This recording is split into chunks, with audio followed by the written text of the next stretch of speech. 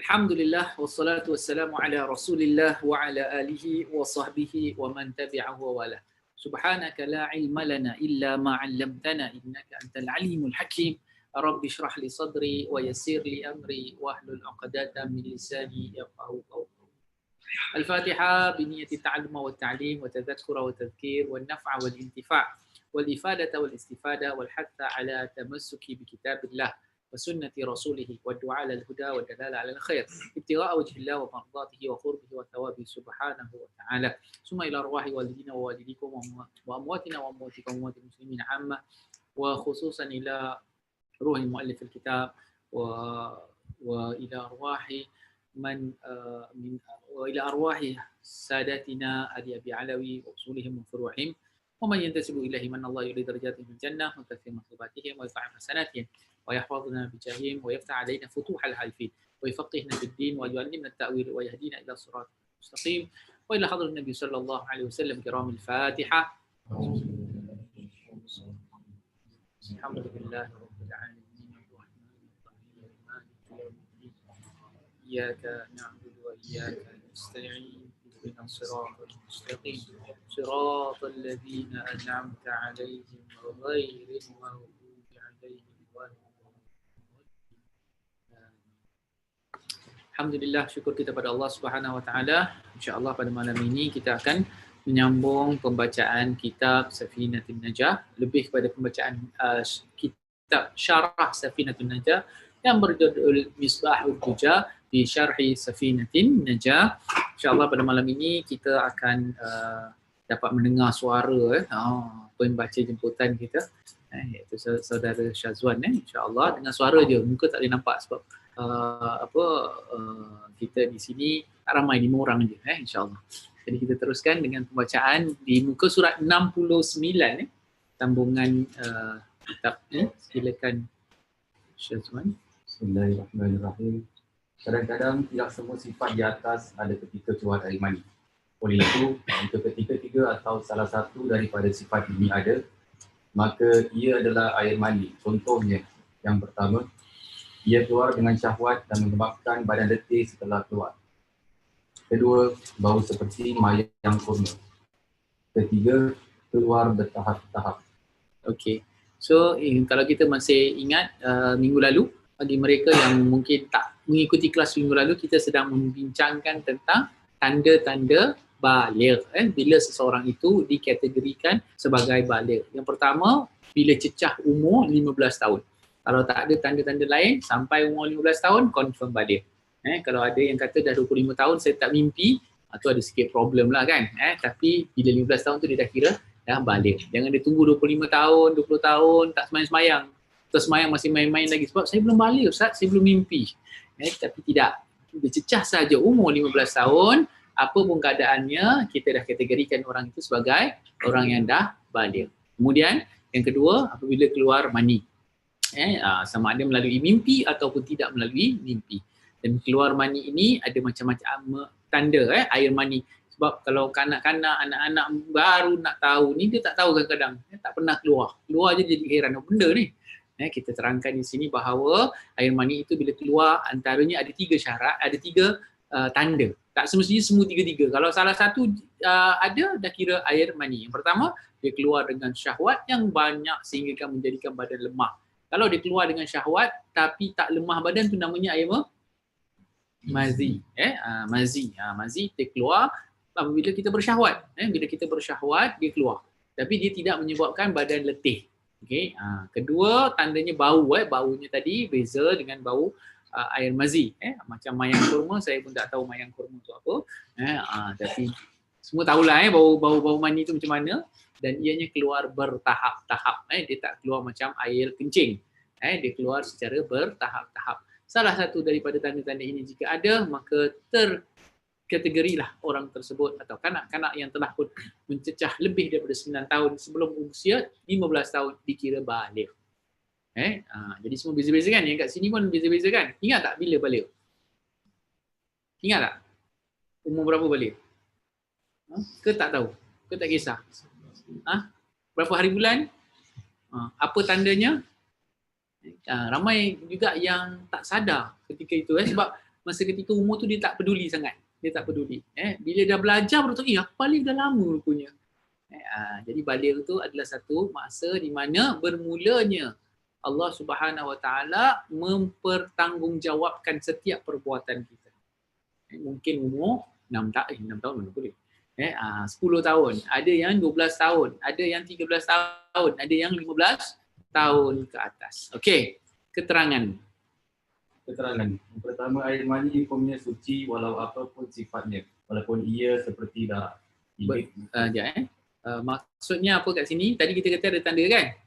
Kalaupun keluar sifatnya seperti darah, tapi dia contohnya keluar ketika kita mencapai tahap yang tinggi dalam syahwat kita, dia keluar bertahap-tahap, tapi warnanya macam darah, tetap dikira sebagai air mani dan dikira suci. Suci maknanya apa? Bukan najis. Dia bukan najis. Maknanya kalau terkena kat pakaian kita, boleh kita buat solat? Boleh. Ada orang tanya, tak tahu orang sini tanya ke tidak, boleh tak minum air mani? Banyak-banyak minuman? Boleh tak? Jadi dia kata suci kan Ustaz?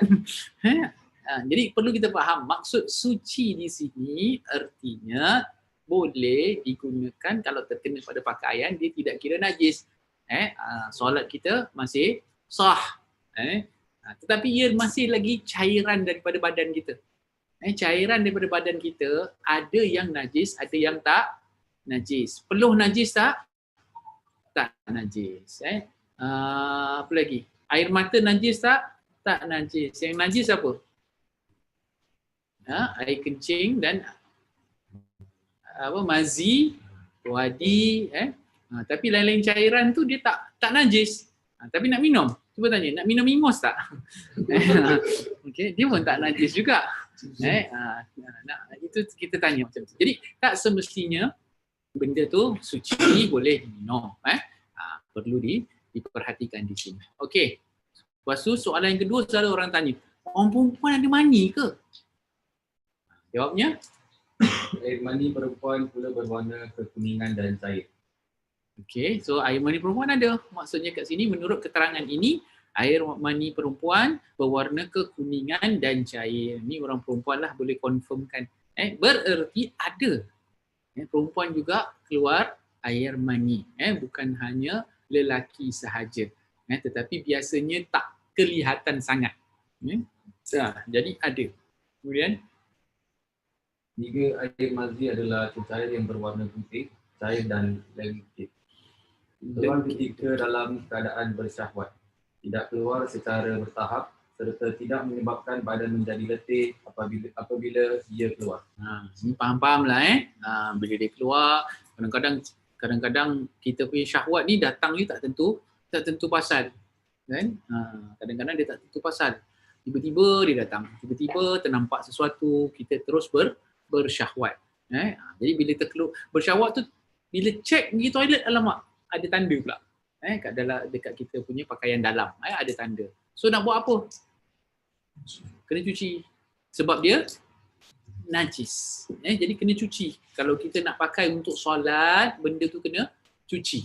Kalau tak boleh pakai untuk solat. Mesti ditanggalkan. Kerana apa? Dia itu adalah kotoran yang dianggap sebagai najis atau dikategorikan sebagai najis. Jadi ini jangan ingat orang kalau macam ini teruk dia nafsu dia kuat sangat. Tak ada, tak semestinya. Kadang-kadang dia bergerak gitu. Malahan nanti kat bawah kita akan baca bahawa Sayyidina Ali pun pernah mengaku bahawa dia sering kali keluar mazi. Sayyidina Ali karramallahu wajhah juga keluar mazi, sering kali keluar mazi. Jadi bila keluar mazi, kita mesti pastikan pakaian kita tidak terkena mazi tersebut. Jadi kalau ada orang yang kuat ni, dia was-was, dia nak selamat, dia bawa kain lah. Dia bawa kain ni, bila nak solat tu dia pakai kain. Tapi jangan pula tengok tempat orang bawa kain ni mesti mazi ni, mesti mazi. Jangan hukum orang kat gitu. Ini kita cakap secara umumnya untuk kita mengelakkan daripada was-was daripada was-was terkeluarnya mazi tadi. Okey. Terusnya, Air wadi pula adalah air yang berwarna putih, kental, keruh dan tidak berbau. Keluar setelah buang air kecil atau membawa barang yang berat. mana buat barang berat pun keluar juga cairan. Ini discharge seperti mana kita katakan kadang-kadang banyak discharge yang keluar daripada tubuh badan kita, terutama orang wanita. Banyak discharge walau dalam keadaan yang tidak bersyahwat, kan? Jadi bila tengok dekat pakaian dalam ada tanda-tanda keluarnya bukan air kencing kan cair, dia kental sikit, warnanya keruh, tapi dia tidak ada bau. Ini semua namanya wadi yang dikategorikan juga sebagai najis. Okey. Kemudian air mazi dan air wadi adalah najis dan membatalkan wudu, tetapi tidak menyebabkan mandi wajib. Itu tadi kita katakan. Sementara air mani mewajibkan kita mandi wajib, tapi tidak dikategorikan sebagai najis. Okey, diriwayatkan daripada Sayyidina Ali, kuntu rajulan madza'a wa kuntu astahi an as'ala Rasulullah bi makanin najis. Famartul miqdad bin aswad fasa'ala faqala yaghsilu dzakarahu wa yatawadda. Aku adalah seorang lelaki yang selalu keluar air mazi, dan aku malu untuk bertanya kepada Rasulullah kerana ada anak perempuan baginda. Lalu aku meminta kepada Miqdad bin Aswad. Lalu dia pun bertanya Rasulullah. Maka Rasulullah bersabda, dia hendaklah membasuh zakarnya dan berwudu. So ini pengakuan daripada Sayyidina Ali sendiri bahawa dia juga selalu keluar air mazi.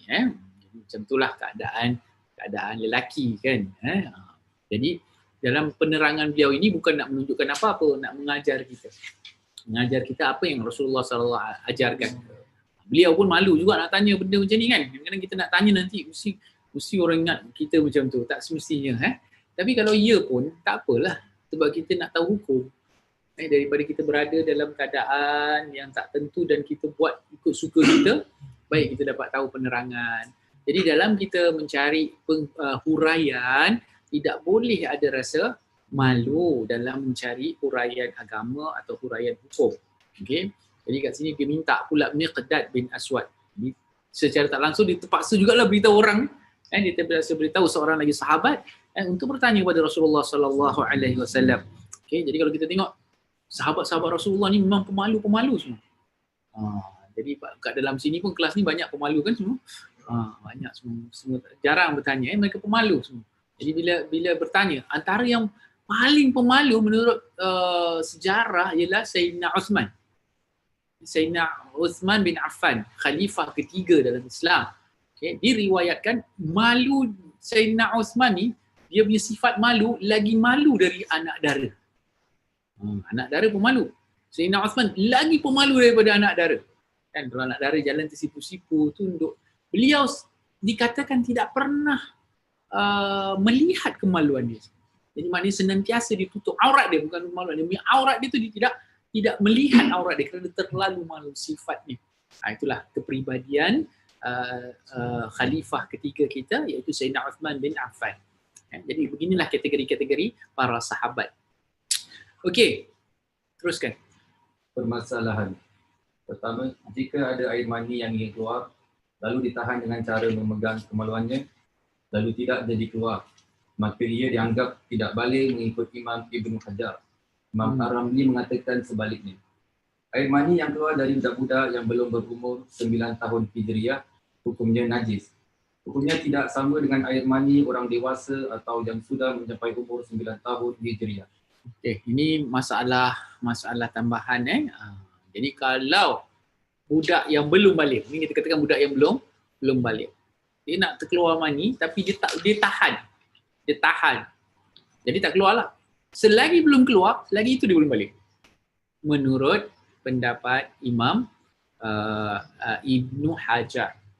Tetapi menurut pendapat Imam Ar-Ramli, dikatakan dia tetap balik.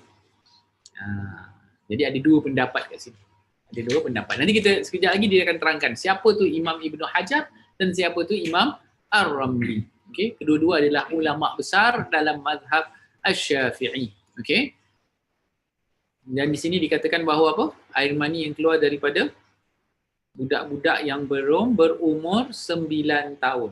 Sekiranya budak tu belum umur 9 tahun tapi dah keluar cairan yang kita rasa itu mani, tapi umur dia belum 9 tahun Hijriah, bukan 9 tahun Masihi 9 tahun Hijri, maka air tadi tidak dianggap sebagai mani dan dianggap sebagai najis. Kalau dah dewasa dan lepas 9 tahun baru kita boleh anggap dia sebagai tidak najis. Sama juga macam kalau darah haid keluar daripada budak perempuan yang belum capai usia 9 tahun pun tidak dikira sebagai darah haid. Jadi kat sini ada, sebab itu semua perkara-perkara yang dianggap sebagai nadir, perkara yang jarang berlaku atau ganjil. Jadi keganjilan ini tidak boleh dijadikan sebagai hukum. Jadi dia macam kata orang tu exceptional lah, exceptional case, jarang berlaku.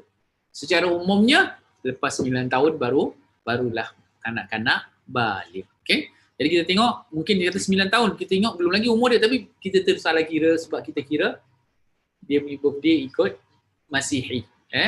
Kita kena kira ikut Hijri yang mana harinya kurang. Okey, harinya setiap tahun kurang 10-11 hari setiap tahun. Okey, teruskan. Gelaran Asy-Syaikhin. Asy-Syaikhan. Gelaran Asy-Syaikhan di kalangan Syafi'iyah. Bagi ulama Syafi'iyah yang mutaakhirin, kemudian gelaran Asy-Syaikhan merujuk kepada Imam Ibnu Hajar Al-Haytami dan Imam Muhammad Ar-Ramli. Okey. So, Syaikhan, Syekh satu Syekh Harun, dia satu. Kalau dua, dia ada tambahan alif nun. Syaikhan. Dua syekh. Syekh ni dia punya syekh tu gelaran tau. Okay? Bila seorang tu dah dapat gelaran syekh, maknanya dia dah kira ulama besar. Kita ada Syekhul Islam Sahad. Insya-Allah. Tu kira dah besar tu. Dia dah dapat gelaran Syekhul Islam, maknanya dia dah kira syekh besar. Okay? Jadi dalam mazhab Syafi'i ada dua syekhan. Bila dinamakan Asy-Syaikhan fi Syafi'i, fi mazhab Syafi'i, semua ulama tahu dibagikan kepada dua orang ulama ni. Yang pertama namanya Ibnu Hajar. Ibn Hajar ada dua yang popular. Satu namanya Ibn Hajar Al-Asqalani. Okey, kalau Ibn Hajar Al-Asqalani, dia itu bukannya tak cakap dia bukan mazhab Syafi'i, dia tu lebih kepada ulama hadis. Ulama yang membincangkan hadis. Dia ada syarahkan kitab Sahih Bukhari. Kalau Ibn Hajar Al-Haythami, inilah salah satu daripada ulama mazhab Syafi'i yang mengupaskan kitab-kitab Imam An-Nawawi. Okay? Dan yang kedua namanya Imam Muhammad Ar-Ramli. Imam Muhammad Ar-Ramli, satu lagi syekh besar dalam mazhab Syafi'i rahimahullah. Jadi kita bermazhabkan Syafi'i, tak semestinya semua pendapat itu datang daripada Imam Syafi'i. Okay? Jadi mazhab Syafi'i juga ada ramai ulama-ulama besar. Antaranya Imam Nawawi, antaranya Imam Al-Ghazali. Okay? Ini semua adalah ulama-ulama yang bermazhabkan mazhab Syafi'i. Berarti apabila mereka mengeluarkan sesuatu hukum, mereka akan bersandarkan apa yang dibawa menurut prinsip Imam Syafi'i. Maknanya usul fiqhnya ikut usul fiqh Syafi'i.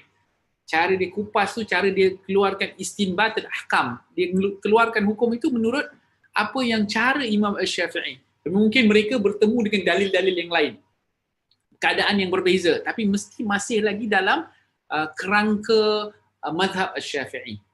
Okey. Jadi di sini ada dua lagi syekh yang besar, iaitu Asy-Syaikhan di sini, iaitu Imam Ibn Hajar Al-Haythami dan Imam Muhammad Ar-Ramli. Kalau dalam subjek hadis, kalau dikatakan Syaikhan, rawahu Syaikhan. Kadang-kadang kita jumpa perkataan rawahu Syaikhan, diriwayatkan oleh dua syekh. Itu bukan Imam Ibn Hajar dengan Imam Ramli. Itu Imam Bukhari dengan Imam Muslim. Okey. Jadi dalam pendidikan ataupun subjek hadis, bila kata Syekhan, Imam Bukhari dengan Imam Muslim. Kalau dalam mazhab Syafi'i, kadang-kadang qalahu Syekhan, sahahu Syekhan, bila sebut macam tu maknanya dia akan kembali kepada dua imam ini, iaitu Ibn Hajar Al-Haythami dan Imam Muhammad Ar-Ramli. Di sini ada serba sedikit perbezaan antara keduanya. Silakan. Imam Ibn Hajar Al-Haythami Larai Funda Al-Mutaakhirin, lahir di Mesir pada tahun 909 Hijriah dan wafat di Makkah pada tahun 974 Hijriah. Kitabnya Tufa Al-Mutaj fi Syarh Al-Minhaj, 10 jilid besar. Dalamnya merangkumi nas-nas Imam Syafi'i dan pengarangnya lebih teliti. Kitab ini juga telah dibaca oleh ramai para ulama muhaqqiqin. Pegangan oleh ulama Hadramaut, banyak ulama Yaman, Syam, Akrat, bangsa Kudus, Dagestan, Hijaz dan ulama Nusantara. Imam Muhammad Ar-Ramli, gelaran Asy-Syafi'i, Asy-Syafir, Imam Syafi'i As-Saghir. Asy-Syafir, Imam Syafi'i kecil. Lahir pada tahun 116 Hijriah dan wafat pada tahun 1004 Hijriah. Kitabnya Nihayat Al-Muhtaj ila Syarh Al-Minhaj, 8 jilid besar. Ia telah dibaca oleh lebih 400 orang ulama yang memberi komen dan mentafsirkannya. Mentashihkan. Kitab dipegang oleh ulama Mesir. Okey. So, dua perbezaan kat sini, perbezaan antara Imam Ar-Ramli dengan Imam Ibn Hajar Al-Haythami. Okey. So, dua-dua kat Mesir lahir, tapi Imam Ibn Hajar meninggal di Makkah. Okey, buku dua-dua mensyarahkan kita Al-Minhaj. Okey, jadi dua-dua ada syarah. Syarah tu maknanya diorang kupas. Okey, kitab Al-Minhaj. Bila dikupas ini, mereka berikan penerangan-penerangan tambahan lah. Kalau Imam Ibn Hajar, Tuhfah Al-Muhtaj, yang banyak dipegang oleh ulama-ulama Hadramaut. Okay. Tapi kalau Imam Ar-Ramli, dia punya Nihayatil Muhtaj, dua-duanya muhtaj juga. Satu Tuhfah, satu Nihayah. Jadi dipanggil kitab An-Nihayah dengan kitab Tuhfah. Okay. Kitab Tuhfah. Mazhab Syafi'i yang lebih banyak menjadi rujukan ulama-ulama di Mesir. Okay. Jadi macam Ana belajar dekat Mesir kan. Jadi kalau kat Azhar tu pegangan mazhab Syafi'inya lebih rujuk kepada Imam Ar-Ramli. Sebab tu ada kadang-kadang ada beza. Kalau habaib daripada Hadramaut, mereka lebih merujuk kepada pegangan Imam Ibn Hajar. Tapi dua-dua Syafi'i. Tapi dua-dua Syafi'i. Tapi ada perbezaan. Kalau kita tahu Mesir ni secara rasminya mazhab di Mesir adalah mazhab Hanafi.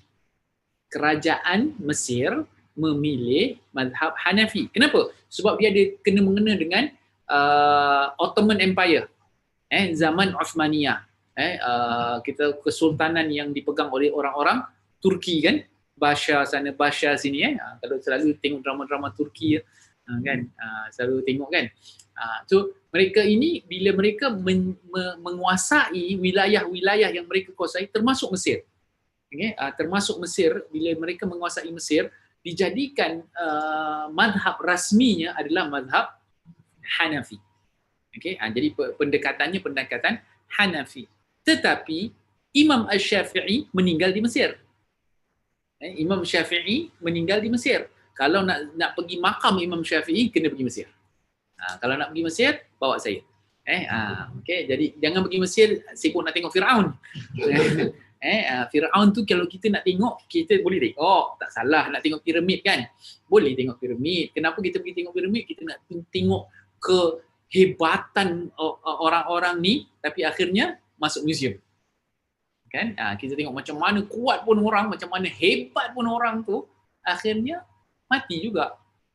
Akhirnya kalah, kuasa semua habis. Tak ada gunanya kuasa kat dunia ni. Mati-mati. Okay? So bila kita tengok Firaun, itu niat kita. Niat nak tengok betapa kau ni hebat, kau mengaku Tuhan, kau bukan Tuhan. Tapi di Mesir tu sendiri ada banyak makam ulama. Jadi kalau nak pergi Mesir, kena buat program ziarah ulama dulu. Lepas tu baru ziarah Firaun. Jadi jangan kita tersibuk nak tengok apa Firaun dulu.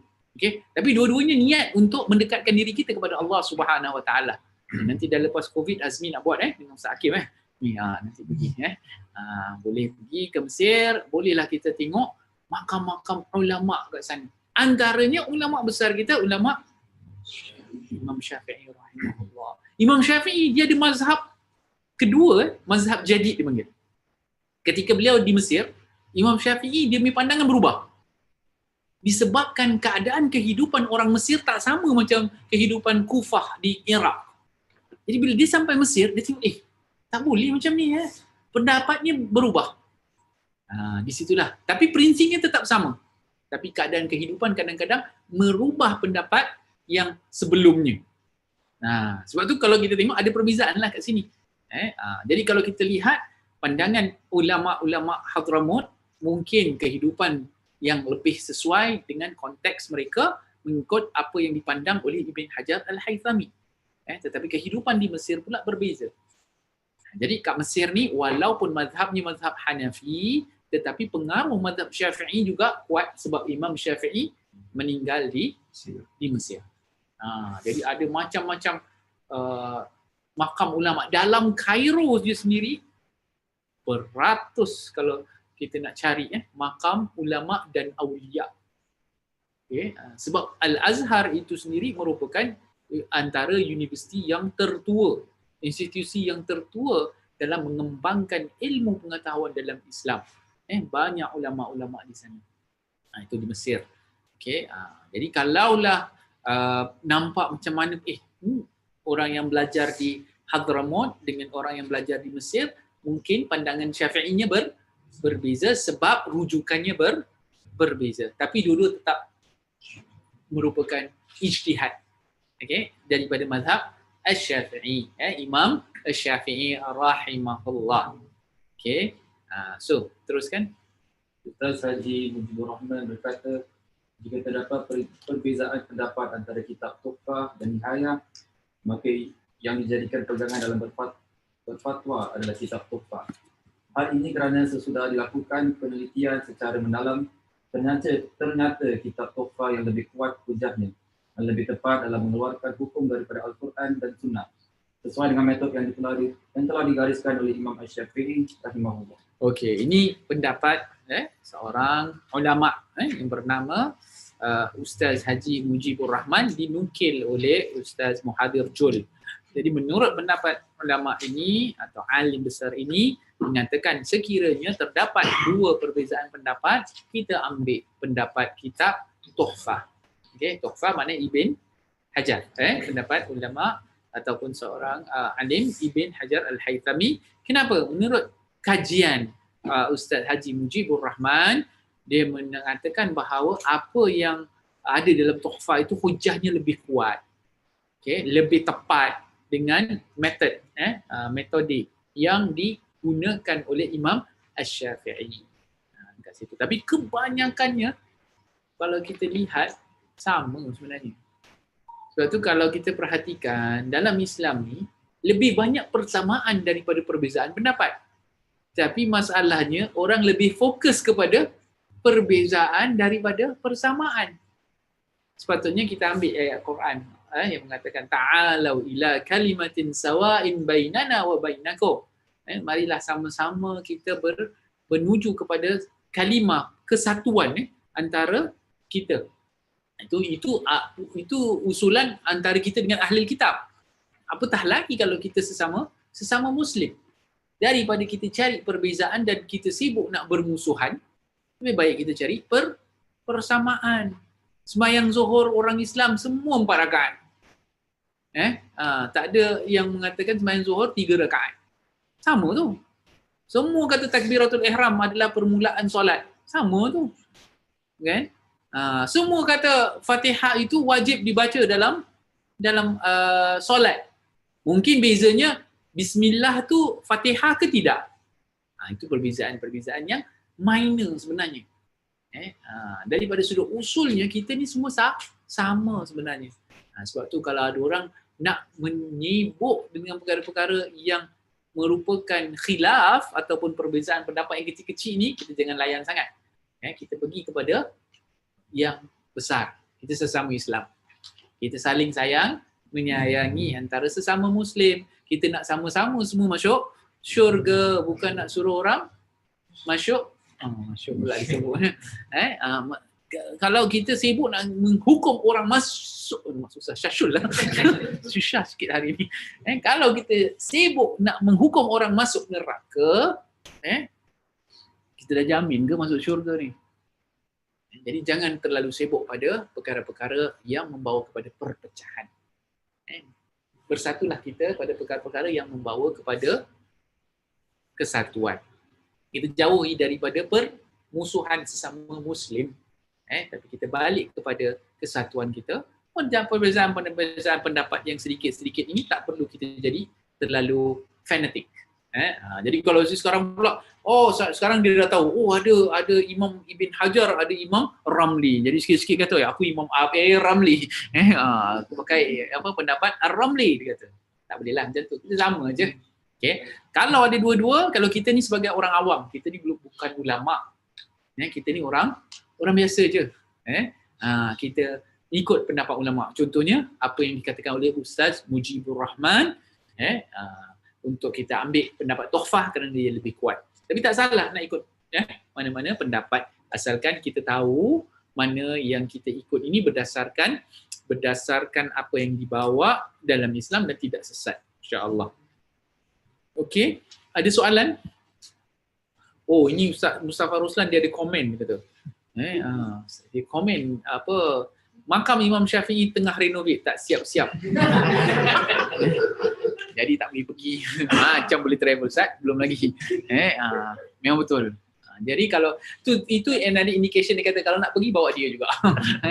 Dia pun memang selalu duduk kat sana, ambil berkat daripada makam Syafi'i. Kat situ kalau mahasiswa Azhar, kalau musim-musim periksa, diorang suka duduk situ iktikaf, hafal Quran, kan, berdamping dengan makam Imam Asy-Syafi'i. Dan kalau siapa tahu kat situ juga kita boleh ada satu tempat tu, satu corner tu ada Pak Rasulullah sallallahu alaihi wasallam. Tempat dia. Nanti kita bawa Ustaz Mustafa Ruslan. Nanti Ustaz Mustafa kalau dah habis renovation bagi tahu kita bila Mesir dah call dia. Jadi kita boleh sama-sama aturkan ziarah kita, insya-Allah. Okey, teruskan. Keluar dari haid. Darah haid. Keluar darah haid bagi perempuan yang berumur 9 tahun. Haid dari segi bahasa ialah aliran. Ia adalah darah yang keluar daripada rahim perempuan yang paling dalam dan keluar dengan cara normal pada waktu-waktu tertentu. Disebut juga dengan datang bulan. Ketika keluar, ia terasa panas. Ni banyak lelaki-lelaki tak tahu ni kan. Tak tahu, tak pernah keluar. Jangan nak tahu. Okey, so ini keluar darah haid. Keluar darah haid. Okay. Hadha, perkataan hadha itu maknanya mengalir. Okey, jadi daripada sudut bahasa, haid itu maknanya mengalir. Dan ia keluar daripada rahim perempuan. Perlu tak lelaki tahu pasal masalah haid? Perlu saya. Kenapa?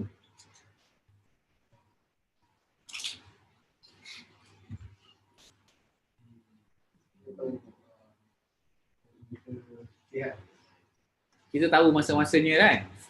Jadi perlu tahu dan pattern keluarnya darah haid antara satu wanita ke satu wanita berbeza-beza.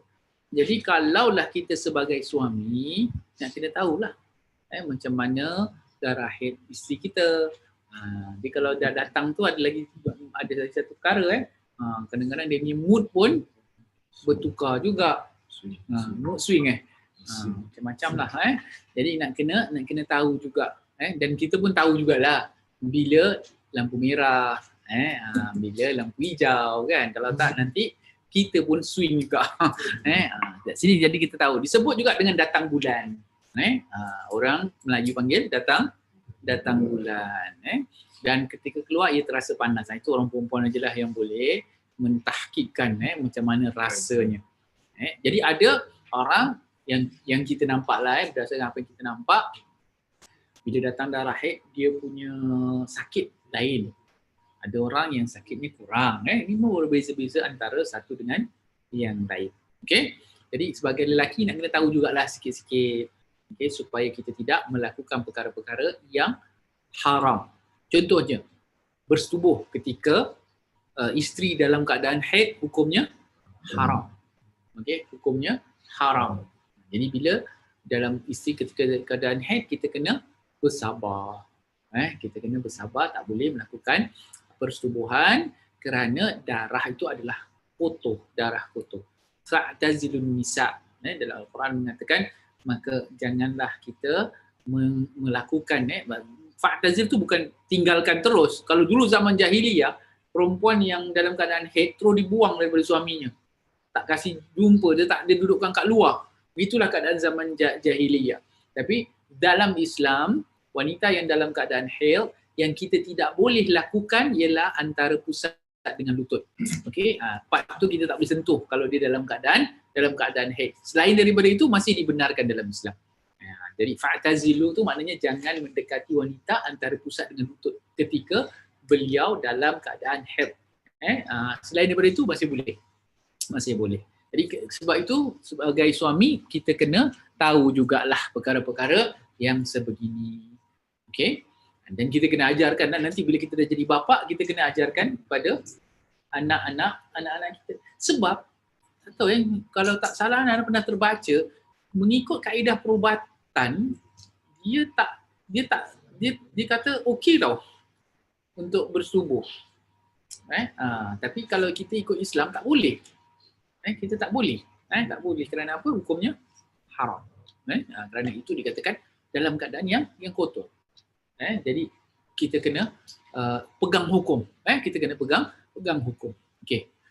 Kita baca sikit lah. Saya pun tak pandai sangat nak terangkan ni kan. Belum pernah datang haid pun. 5 kaedah ringkas mengetahui darah haid. Pertama, ia mestilah tidak boleh kurang daripada 24 jam dalam masa 15 hari. Kedua, ia mestilah tidak boleh lebih daripada 15 hari serta malamnya.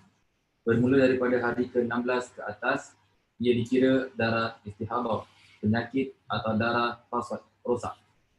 Ketiga, sebelum datang haid, seseorang itu mesti melalui dahulu tempoh 15 hari bersih antara 2 haid. Kelima, keempat, ia tidak didahului oleh darah nifas atau kelahiran beranak. Disebut darah nifas kerana ketika kelahiran, ia membawa nafas, jiwa, iaitu anak yang baru lahir itu sama ada ia cukup bulan atau kurang.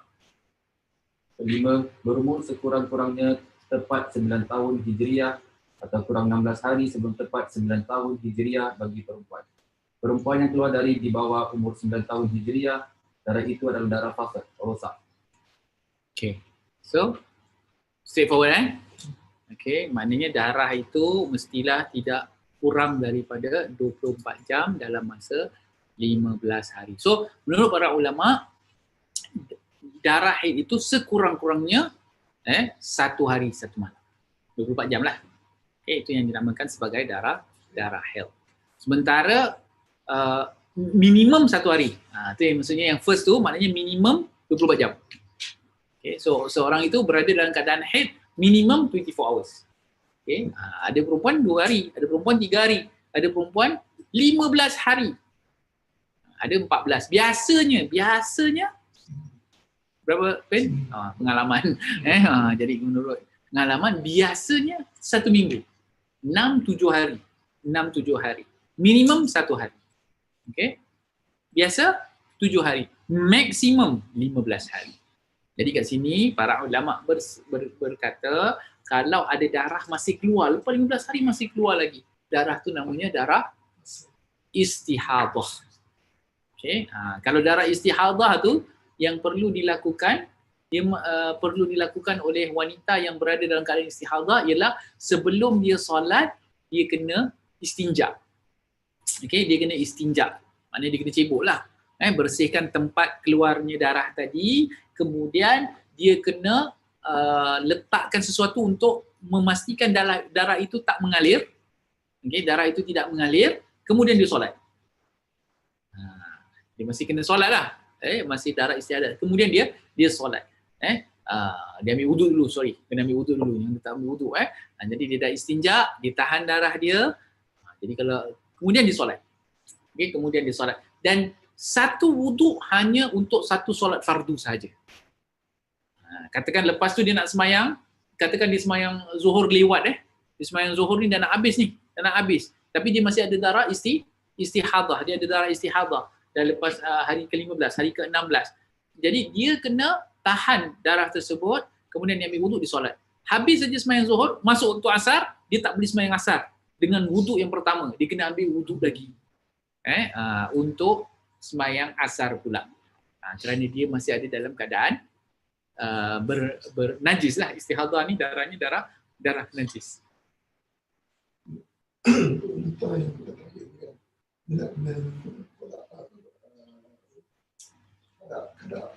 Oh, okey. Soalannya, adakah wanita yang semasa dalam keadaan haid, adakah perlu dia mengqadakkan solatnya? Jawapannya tidak. Kalau puasa dia kena qada. Tapi solat dia tak perlu nak qada. Itu adalah rukhsah, kelonggaran.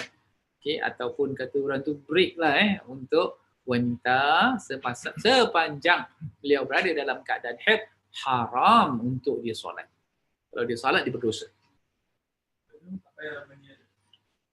Mana? Mesti mandi hadas dulu. Maknanya kalau 15 hari darah dia sudah mencecah 15 hari. Jadi dia dah kena wajib solat kan? Jadi dia pertama sekali dia kena mandi hadas lah. Dia kena bersihkan semua, dia mandi hadas. Kemudian kalau masa tu masih ada darah tu dianggap sebagai darah istihadah, dia kena tutup, dia kena taruh sesuatu untuk menutup daripada terkeluar semasa dia solat. Jadi sekarang ni ada macam-macam, ada pad tu, ada pad ni, bolehlah digunakan sementara dia nak solat. Habis saja solat, dibersihkan lagi. Kalau solat fardu. Kalau solat sunat tak apa. Dia boleh gunakan satu wuduk untuk berapa banyak solat sunat yang dia nak buat. Okay? Dia kalau 10, dia kena hadas dulu ke? Dia mesti. Maksudnya apa? Kalau dia dah habis haid. Dia dah habis haid. Haruskah dia, kalau kita bersetubuh ni, harus dia mandi dulu? Dia mesti mandi dulu. Kalau tak, subuh ke bersetubuh? bersetubuh. Oh, bersetubuh. Okey. Betul lah. Betul lah. Nak tahu apa kalau dia tak mandi? Dia tak mandi, boleh tak kita bersetubuh dengan dia? Soalan yang serius pasal kadang-kadang suami dah tak sabar. Tak adalah betul. Saya takut dia Suka buat ni semua Okey. Yes, mandi dulu. Mandi. Yes.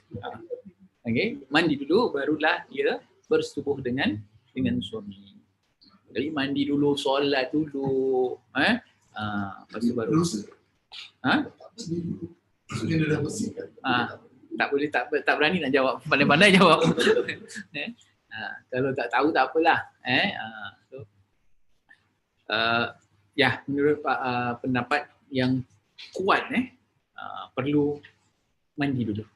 Maknanya selagi tak mandi, selagi itu dia masih lagi berada dalam keadaan haid, hadas besar. Jadi untuk bersetubuh dia kena ada dalam keadaan suci. Sebab tu kadang-kadang kita kena jaga adab lah. Ini namanya adab. Walaupun mungkin kita secara logiknya mandi, bersetubuh, mandi lagi. Tapi itu adabnya. Sebab tu dalam Islam bersetubuh ni ada adab. Ada adabnya. Tapi kalau kita ni kadang-kadang terlupalah. Terlupa. Dah bernafsu, dah apa kan. Itu jam juga dia nak. Jadi dia kena beradab. Antara yang merupakan adab sebelum persetubuhan itu, kita berwuduk, menunaikan solat dulu. Jadi ada orang tanya saya, bila nak start Zat? Jadi dia penuh dengan adab. Sebab apa? Supaya kita tidak mendatangi isteri kita sebagaimana binatang mendatangi pasangannya. Sebab kita ni manusia. Jadi kalau dikurniakan dengan zuriat juga, zuriat itu diharapkan menjadi zuriat yang baik-baik. Sebab tu nafsu tu kena kawal. Walaupun kita diizinkan menyalurkan nafsu kita, tapi kita kena ada adab. Jadi Islam ni penuh dengan adab.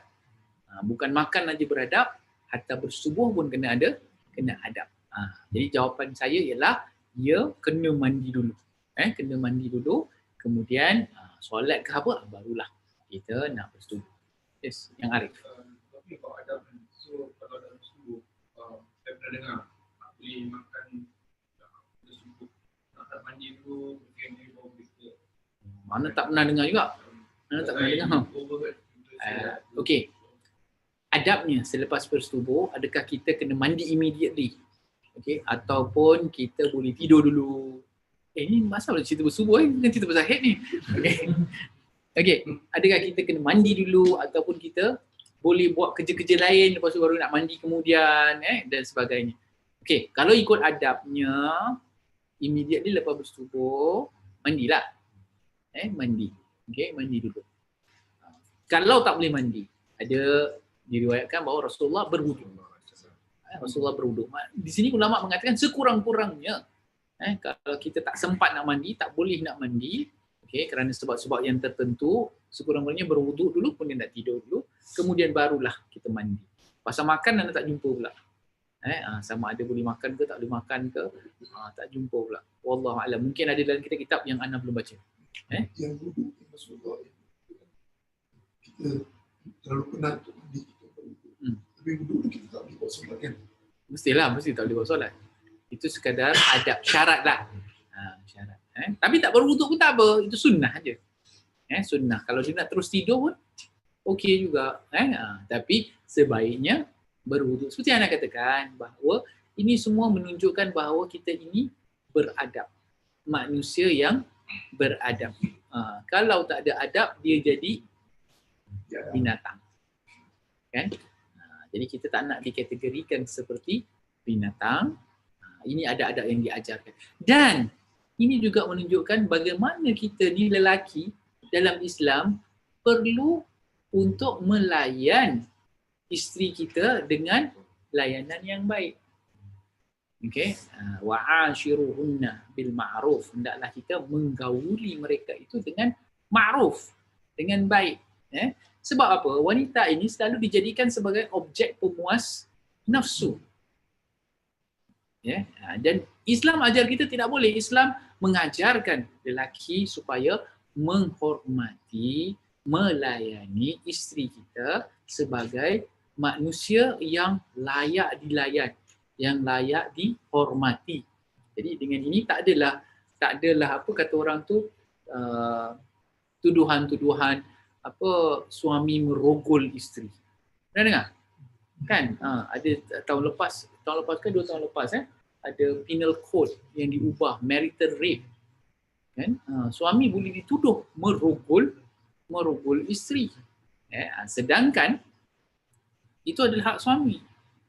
Kenapa boleh timbul istilah tu bila lelaki yang rasa dalam Islam dia kata, awak kan isteri saya nak macam tu. Tak boleh lah macam tu kan. Dalam Islam ada adab. Ini masalah bila tak belajar adab. Tak belajar adab-adab dalam perkahwinan. Adab-adab melakukan hubungan dengan isteri. Jadi isteri pun rasa tertekan. Dia kata gini, kalau tak kasih nusyuz tau. Nusyuz apa? Derhaka. Isteri derhaka. Awak tak kasih, satu malam malaikat laknat tau. Dah ketakutan orang tu. Islam tak ajar macam tu. Islam ajar dengan penuh adab. So nampak kenapa ada adab-adab ni semua? Supaya kita tidak menjadi seperti binatang yang pertama. Yang kedua, supaya kita menunjukkan dalam Islam ini wanita itu adalah manusia yang perlu dihormati dan disayang. Bukan menjadi objek pemuas nafsu kita. Sebab itu disalurkan melalui perkahwinan, melalui persetubuhan yang diredai. Insya-Allah bila dikurniakan dengan zuriat pun, zuriatnya nanti jadi zuriat yang soleh. Itu yang penting. Okey. Ada soalan? Amir, belum ada soalan Amir? Dah cukup umur? Tak ada. Okey. Kalau dah lepas 17 hari, dia ada sakit, dia boleh masuk masjid? Boleh. boleh. Boleh. Dia kena ganti bersih je. Dia kena ganti bersih. Sebab dia bukan dianggap sebagai berhadas besar. Dia semua cure pun. Cure untuk istihadah. Untuk Itu kena jumpa doktor, jangan tanya saya. Kena jumpa doktor. What I understand is that some women, diorang ada this irregularity, tak regular. Dia punya darah dia tak regular. Ada yang setahun sekali, ada yang 2 tahun sekali. Ada yang biasa kita tahu tiap-tiap bulan adalah, sebab tu namanya datang bulan. Kalau tiap-tiap tahun namanya datang tahun. Jadi kat sini kita katakan secara umumnya wanita macam tu. Tapi kalau wanita yang ada terlebih-terlebih tu, dia kena jumpa doktor. Okay? Dan kalau misal kata ada wanita yang macam ni, dia punya hukum macam mana pun is different. Tu maknanya fatwa tu kena keluarkan untuk dia khas lah. Yes. Masuk yang nak share cara-cara mandi wajib. Cara-cara? Cara-cara mandi wajib. Macam mana Barak? Masih fresh lagi? Tak ada.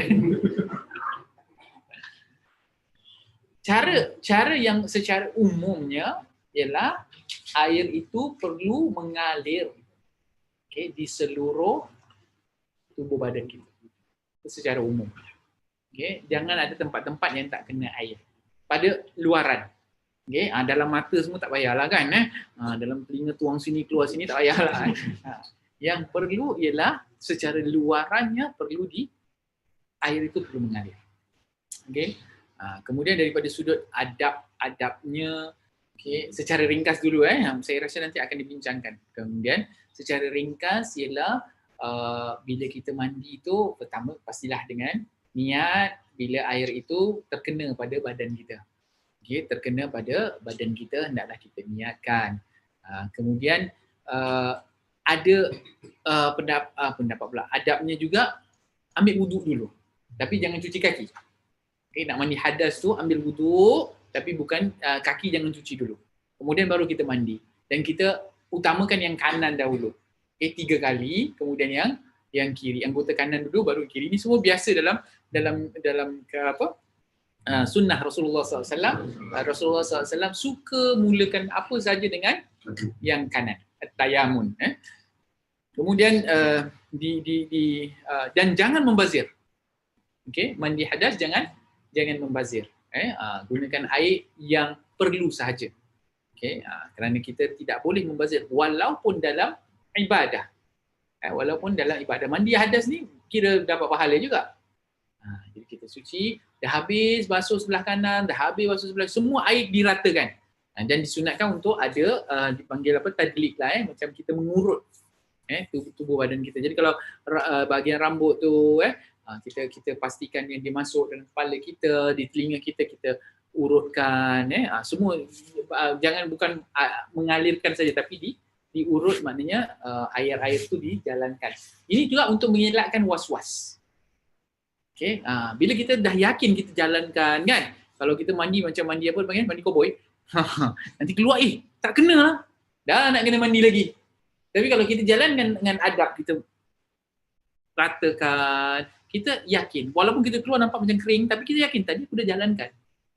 Sebab syaitan ni banyak. Ada orang bila dia ada macam penyakit macam ni, kadang-kadang 15 kali dia mandi tak habis.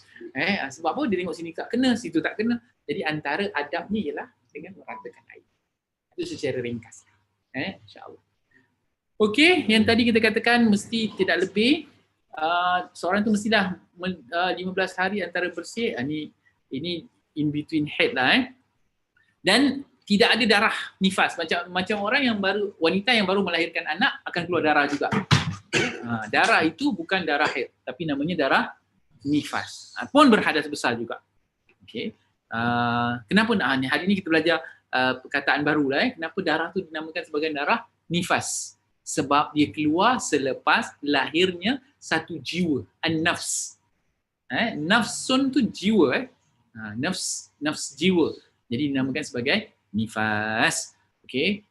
Berumur sekurang-kurangnya, tadi ini saya dah terangkan lah, kalau anak lelaki bawah 9 tahun tak dikira sebagai baligh, anak perempuan pun sama juga, kalau dia keluar haid kurang daripada 9 tahun tidak dikira sebagai baligh. Wallahu a'lam bissawab. Minggu depan kita baru masuk fasal 5. Fasal 4 kita dah selesaikan. Okey. Kita tengok ada soalan-soalan dekat mungkin dekat YouTube. Kalau sebelum darah haid tu keluar ada cecair berwarna pink, adakah kita masih boleh solat ke tak? Cecair. Kalau cecair, kalau dia tidak dianggap sebagai apa? Sifatnya bukan sifat darah, maka itu tidak, itu masih lagi mungkin discharge lah. Itu mungkin lagi discharge. Maka masih wajib solat lah. Bila darahnya dah keluar, barulah dianggap sebagai tak wajib dia solat pada ketika. Okey. Silakan Barak. Ada 2 soalan Selepas 15 hari wanita dah boleh solat. So after 15 days dia boleh join jemaah semua. Wajib lah. Wajib solat. Tapi yang kedua solat sunat sebelum bersetubuh, itu apa niatnya? Mutlak lah. Saya solat sunat je. Saya sunat. Dia boleh sunat selepas berwuduk pun boleh sembahyang sunat. Okey. Ataupun kalau kita tak nak niat, sebab ada namanya solat sunat wuduk. Lepas kita berwuduk kita boleh solat. Namanya solat sunat wuduk. Kalau tak, kita solat sunat mutlak. Okey. Secara umum kita boleh je. Kalau macam tak ada kerja, kecuali pada waktu-waktu haram lepas subuh dengan lepas asar. Itu tak boleh. Okay, kalau hari-hari biasa macam sekarang kan, alamak tak ada benda lah, solat lah. Solat apa? Sunat biasa. Sunat apa? Sunat mutlak lah kalau tak ada apa-apa. Itu namanya sunat mutlak. Dan last week Habib cakap for children, we just want to savor is the time where kita didik orang dengan mesra. So saya nak tanya, pasal kita pun nak didik orang untuk berjamaah. Boleh tak kaum wanita menjadi imam kepada anak lelaki yang belum balik? Okay, so soalannya boleh tak wanita, ibu boleh tak ibu menjadi imam pada anak lelaki yang belum balik? Jawapannya imam secara dasarnya yang boleh jadi imam adalah lelaki. Tapi anak ni baru 2 tahun, baru 3 tahun, baru 4 tahun, baru 5 tahun, belum 7 tahun belum capai usia mumayyiz. Kalau dia dah sampai usia mumayyiz, anak tadi kena jadi imam. Okay? Kalau kita ada anak lelaki umurnya 6 tahun, bacaan Al-Qurannya sudah mantap. Ada tak? Ada. Umur 6 tahun bacaan Qurannya sudah mantap. Dia dah tahu cara menjalankan solatnya juga mantap. Dia jadi imam untuk ibu dia, tak ada masalah. Tapi kalau misal kata kita nak didik tadi, kat rumah bapak kerja kan zaman sekarang, nak jumpa bapak bila kan, yang ada mak. Boleh tak si ibu tadi mengimamkan anaknya yang masih kecil? Jawapannya boleh. Okay. Ibu mengimamkan anaknya yang masih belum mumayyiz, yang untuk dilatih untuk solat. Okay. Tapi kalau soalannya, isteri saya bacaan dia lagi hebat daripada saya, boleh tak dia imamkan saya? Itu nak kena kenapa kamu tak hebatkan bacaan kamu? Jadi hatta kalaupun suami punya bacaan lagi teruk daripada isteri, okey, suami tetap wajib jadi imam. Tak boleh, tak boleh isteri jadi imam. Okey. Okey, Farid dulu. Lepas tu baru Zaid. Bahan memang dia kan. So, pasal dia berkeluar tu, dia macam hari tu baru mandi. So, dia pun Bercampur. lah. So, macam tu orang kena pakaian. Dia nak kena bersihkan. Bersih kan? So, dah kira najis juga lah. Kalau ada mazi di situ, najis lah. Tetap mazi akan keluar kan? Kata je lah. Yes. So, kira kena basuh juga. Betul. Bilin-bilin. Makan. Belin-belin. Belin-belin. Kadang-kadang kita lepas mandi air kan, kita dah mandi, kita duduk. Kadang kita duduk, kita keluar sikit. Okey. Itu kira mazi. Mandi lah. So misalnya nak kena mandi lagi, Mandi lagi lah. kan kita mau mandi, dah habis kan, Ha. kita duduk. Jadi macam Kan tadi kita kata ada tiga tanda sama ada di mani ataupun mazi. Betul tak? Dan menurut para ulama tak semestinya tiga-tiga mesti ada. Yang kita tahu ada perbezaan sifat air mani dengan mazi. So kalau kita katakan itu adalah masih lagi air mani, keluarnya mani wajib mandi. Kalau dia keluar tu mazi, selepas itu maka itu najis. So dia tak semestinya keluar bertahap-tahap. Itu yang maksudnya yang tadi ulama tu katakan, yang dibincangkan tadi tu ialah macam kes yang baru disebutkan sebentar tadi itulah. Maknanya kita dah selesai semua. Tiba-tiba keluar. Kita nak tengok sifat dia lah. Adakah dia bersifat air mani ataupun air mazi. Kalau dia sifatnya mani, dia tak najis. Kalau sifatnya mazi, dia najis. Kalau sifatnya mani, kita kena mandi. Kalau sifatnya mazi, kita kena istinja sahaja. selalunya tu masih Masih confuse lagi pasal dah berapa kali tu. Tengoklah. Dia nak kena jangan malu. Yalah, jangan malu. Dia tak berhukum, dia sembahyang tak sah. So, ada tak boleh tahu lah. Tak boleh tahu.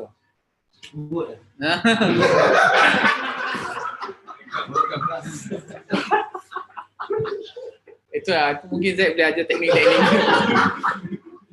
Okay, so kat YouTube kalau ada anak kecil harap matikan. Cukup umur lagi. So, sebab tu kita berehat dahulu lah. Maknanya jangan kalang kabut lah. Sebab tu tadi kita katakan dalam Islam tu ada time-time dia kan. Supaya kita tak rushing. Right. So, bila kita dah habis tu, kita berehat dahulu. Hatta kalau kita buang air kecil pun, kita disuruh berdehem. Kan? Supaya kencing tu tos. Kencing tak tos Kencing tak tos. So, masa kita dah lepas bersubuh contohnya, kita rehat dulu. Sampai benda tu dah betul-betul keluar dan dah kering. Dah habis. Mungkin kes yang tadi disebutkan tu ialah kita teruskan waktu dah nak habis kan. Waktu dah nak habis, baru kita nak mandi, lepas tu kita dah solat, kita alamak ada benda lagi keluar lah. Itu siapa suruh kan? Sebab tu kita kena jaga time-time dia. Okay? Di sini kita kena aturkan. Sebab tu ada waktu-waktu itu tidak ataupun ada waktu-waktu itu makruh untuk kita bersetubuh. Jadi itu yang kita katakan ada adab-adab. Supaya kita dapat kawal nafsu kita, supaya kita dapat melakukannya dengan baik. Dengan penuh dengan adab, insya-Allah. Okey. Ustaz, tadi siapa lagi belum? Ni lagi buat kek. Kalau wanita datang kek, tak boleh masuk masjid. Tak boleh datang masjid. Dia orang tak boleh berada menetap al-maqsu, maknanya dia stay dalam masjid.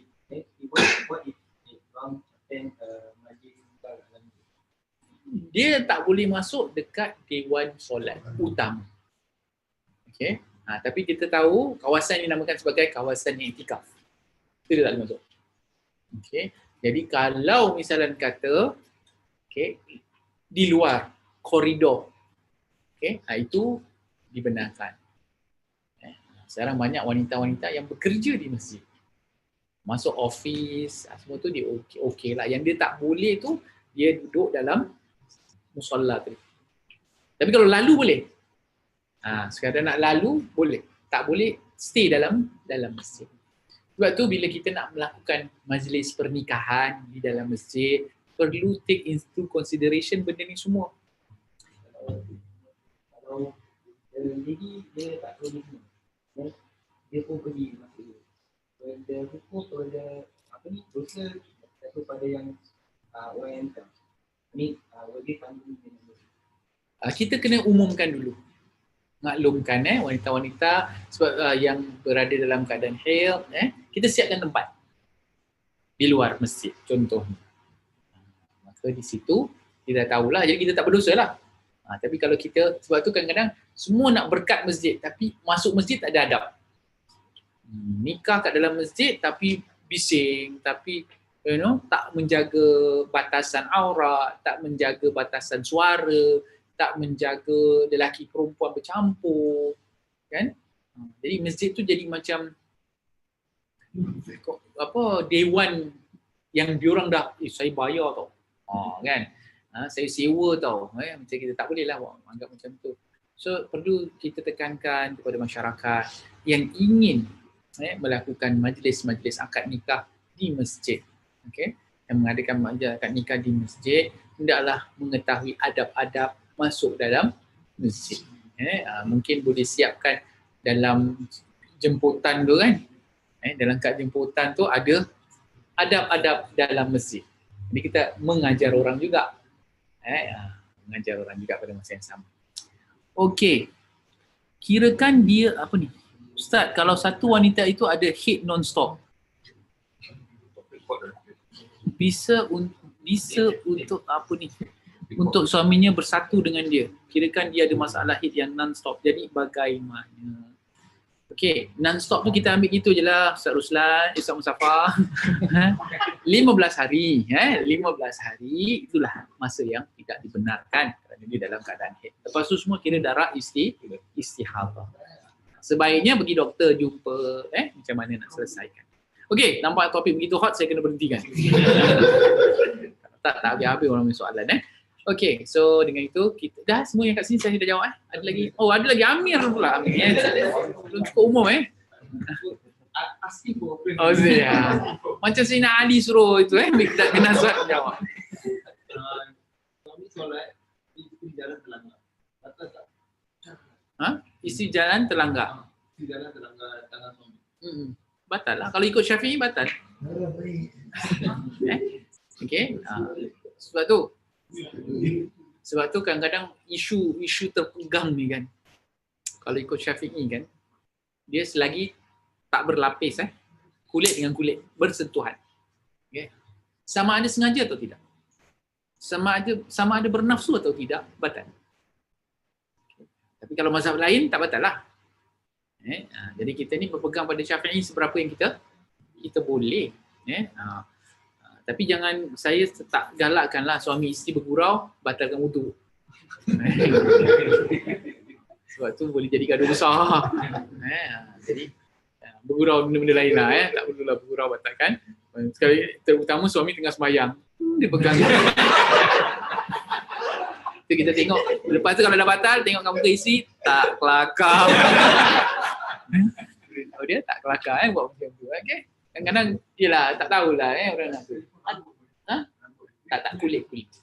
Kalau kuku tak apa, kuku boleh. Wallahu a'lam bissawab. Adalah. Wanita ni tentang tanah kuburan. Oh, tanah perkuburan. Boleh tak wanita yang dah lahir pergi ke kubur? Sejauh pembacaan yang anda baca, tak adalah larangan untuk wanita pergi ke kubur. Cuma dia tak boleh baca lah apa-apa. Dia tak boleh baca Quran, dia tak boleh apa. Okey. Hukum wanita pergi ke kubur tak ada masalah kalau masa-masa biasa.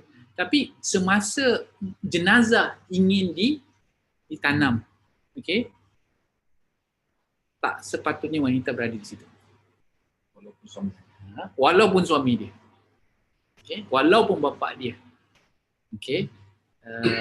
Yalah, you cakap inilah kali terakhir. Never ending Kan, semua kali terakhir. Nak tengok kali terakhir, nak tengok. Okey, kenapa? Kerana ketika urusan jenazah itu dilakukan, dia akan banyak lelaki yang perlu menguruskan. Menurunkan jenazah dan sebagainya. Kalau ada wanita kat situ, dah ada ikhtilat, percampuran. Okey. Kemudian kita tahu antara emosi wanita yang tak kuat. Kalau kita pergi ke tanah perkuburan kita hari ini, kita akan nampak wanita-wanita yang pingsan. Okey, kerana tak dapat mengawal emosi. Ini semua tak patut berlaku ketika dalam adab kita mengendalikan dan menguruskan jenazah. So biarlah jenazah itu diuruskan oleh orang lelaki. Cukuplah. Kita kena redha. Kita kena lepaskan. Jadi bagi orang wanita kat rumah tu, kita dah kena lepaskan lah. Dah tak boleh nak tahan lagi lah kan. Nak ikut sampai kubur. Nanti kalau dah tanam dalam kubur, nak masuk dalam kubur, nak duduk sama-sama, tak boleh pula. Jadi lepaskan, biarlah sampai di rumah, dia dah keluar rumah tu kita redakan. Jadi jenazah pun tak berat. Jenazah ni, bila dia dah meninggal, dia kalau nak masuk syurga, dia dah cepat tau. Dia suruh kata, cepatlah hantar aku. Ini nak tunggu anak, isteri, apa, menangis. Dia dah minta ni, masuk ni. Kita delay. Tak boleh. Seberapa cepat yang kita perlu kita hantarkan dia ke tempat. Di mana di situ nanti akan dinikmatilah dia kat dalam tempat tu. InsyaAllah kita husnuzan lah kan. Orang-orang yang meninggal ni semua insyaAllah dimasukkan ke dalam rawdah. Dalam taman-taman syurga insya-Allah. Moga-moga kita pun dapatlah nikmat yang macam tu bila kita mati nanti. Sebab kita tak nak tergantungnya amalan kita kerana sebab-sebab yang tak perlu kita hadapi tadi. So selepas itu selepas dah ditanam pada hari-hari yang tak ada orang, wanita itu ingin menziarahi kubur. Boleh diziarah asalkan tidak ada pertembungan lah antara lelaki dan perempuan, ikhtilat dan sebagainya. Kemudian kalau dia dalam keadaan haid, dia tidak boleh membaca Al-Quran dan sebagainya. Itu sajalah. Untuk ziarah tu tak ada masalah. Ingat kita ziarah kubur niatnya apa pertama? Bukan jalan hari raya macam orang nak pergi ziarah kubur bila pagi raya baru ziarah kubur. Pertama kita ziarah kubur untuk ingat mati. Bila masa kita masuk aja kubur kita baca apa? Assalamualaikum ya ahlal kubur antumus sabiqun wa nahnu insyaallah lahiqun. Salam sejahtera wahai ahli-ahli kubur, kamu ni semua dah pergi dulu, insya-Allah kita akan ikut. Itu salam kita. Jadi bila kita bagi salam tu kita dah ingat kubur aku mana satu kan? Dah pilih. Kat mana? Lubang mana? Pusara aman ke pusara abadi? Pun tak tahu. Entah-entah kita tenggelam dalam laut. Entah-entah kita meletup ke atas kapal terbang. Kita pun tak tahu kat mana kubur kita. Tapi kita tahu kita akan mati. Kullu nafsin dha'iqatul maut. Setiap yang bernyawa pasti akan merasakan mati. Bila mati kita lepaskan. InsyaAllah lagi selamat. Wallahu a'lam bissawab. Cukup dah sampai di sini sahaja. InsyaAllah kita akan sambung lagi pada minggu hadapan. Sekiranya ada soalan-soalan boleh simpan untuk minggu hadapan. Silakan bacaan doa penutup. بسم الله الرحمن الرحيم ربنا انفعنا بما علمتنا ربي علمنا الذي ينفعنا ربي فقهنا وفقه عقلنا وقرابة لنا في ديننا مع أهل الذكر أنثى وذكر ربي وفقنا ووفق لما تقتدي قولا وفعلا كرما وارزق الكل حلالا دائما واقنا الأتقياء علما نقصى بخير ونكفى كل شر ربنا أصلح لنا كل شؤون وأقر بالرضا منك العيون واقض عنا ربنا كل ديون قبل أن تأتينا رسل نون واغفر استر عنا أكرم من ستر صلاة الله نرجى مصطفى من إلى حق دعانا والوفاء بكتاب فيه للناس شفاء وعلى الآل الكرام شرفاء وعلى الصحب من صابه القرآن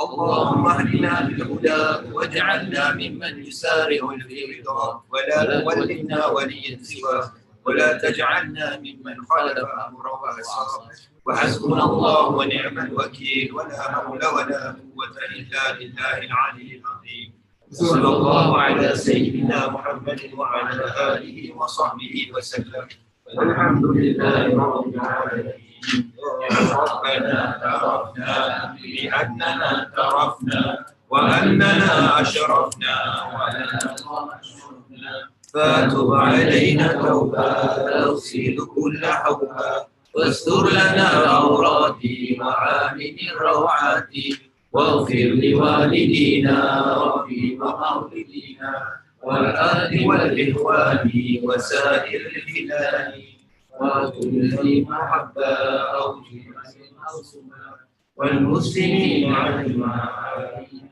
ربنا اسمع ولنا وجود منا بالاستسلام منا بالمصطفى رسولي نحظى بكل سهول بالمصطفى رسولي نحظى بكل سهول بالمصطفى رسولي نحظى بكل سهول صلى وسلم ربي عليه عد الحمد وآله وصحبه عدالة الشسخ والحمد لله في بدر والثناء Subhana rabbika rabbil izzati amma yasifun wa salamun alal mursalin walhamdulillahi rabbil alamin.